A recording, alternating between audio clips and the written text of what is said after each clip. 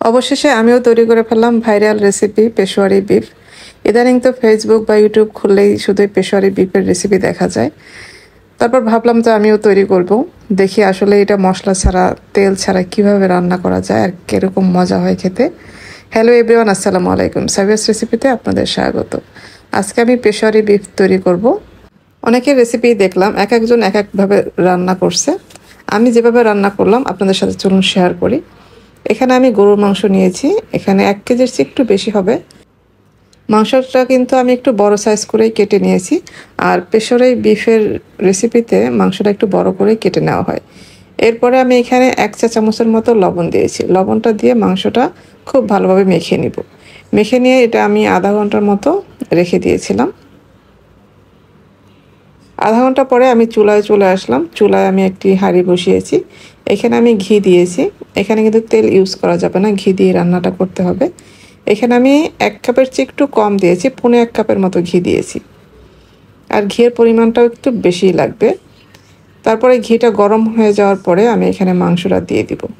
মাংসটা দিয়ে ঘিয়ের মধ্যে মাংসটা একটু ভেজে নিব। মাংসটা ভেজে নিলে কি হবে, মাংসের যে একটা র ফ্লেভার আছে ওই ফ্লেভারটা থাকবে না। এমনিতেই যেহেতু মাংসটা আমরা কম মশলায় রান্না করব, মশলাই দিব না, এই জন্য মাংসটা একটু ভেজে নিলে যে মাংসের একটা গন্ধ থাকে ওইটা থাকবে না। আমি কিন্তু এখানে আরও 1/2 চা চামচের মতো লবণ দিয়ে দিয়েছি। এর আগে যেহেতু লবণ দিয়েছি, পরে আমি একটু কম দিয়েছি লবণ। লবণটা লাগলে কিন্তু পরে আবার দেয়া যাবে। মাংসটা ভেজে নিয়ে এরপরে আমি উপরে 5টা আলু দিয়েছি। আলুগুলো একটু বড় সাইজ করে দিতে হবে। এরপর আদা কুচি দিয়েছি 1 টেবিল চামচের মতো। এখানে টমেটো নিয়েছি, টমেটো আমি 3টা দিয়েছি। এখানে 4-5টার মতো আস্ত পেঁয়াজ দিয়েছি, আর 4-5টার মতো দিয়েছি আস্ত রসুন। কাঁচামরিচ দিয়েছি, এখানে কিছু কাঁচামরিচ দিয়েছি। আমি বোম্বাই মরিচও দিয়েছি 3টার মতো, এটা ফ্লেভারের জন্য দেওয়া হয়েছে। এরপর আমি এখানে গরম পানি দিয়েছি। গরম পানি এখানে 2 কাপ পানি দিয়েছি। এখানে কিন্তু পানিটা একবারেই দিতে হবে, এরপরে কিন্তু আর পানি দেওয়া যাবে না। এরপর আমি এখানে 1 টেবিল চামচের মতো গোলমরিচ দিয়েছি, আস্ত গোলমরিচ দিয়ে আমি ঢেকে রান্না করব। 2 থেকে 2.5 ঘন্টার মতো আমি এটা রান্না করব একদম লো আঁচে। যতটা লো আঁচে রান্না করা যায়, এটা মাংসটা কিন্তু তত বেশি সফট হবে আর এটা খেতেও ভালো লাগবে।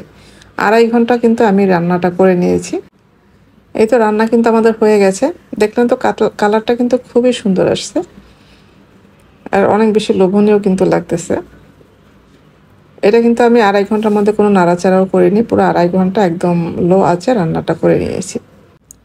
এটার ফ্লেভারও কিন্তু খুবই সুন্দর আসে, এটা বোঝাই যাবে না যে এটার মধ্যে আপনি কোনো মশলা ইউজ করেন নাই। খেতেও বেশ ভালো লেগেছে, বিশেষ করে এটা রুটি পরোটা বা নান রুটির সাথে খেতে ভীষণ ভালো লাগে। এখন আমি উপরে কিছুটা কাঁচামরিচ কুচি দিয়েছি, কিছুটা ধনিয়া পাতা কুচি আর কিছু আদা কুচি দিয়ে আমি এটা পরিবেশন করব। এখন আমি আপনাদের 1 পিস আলু আর মাংস নিয়ে দেখাচ্ছি এটা কীরকম সেদ্ধ হয়েছে। খুবই ভালোভাবে একদম সেদ্ধ হয়েছে। মাংসটা তো পুরাই সফট, একদম এতটাই জুসি আর সফট হয়েছে।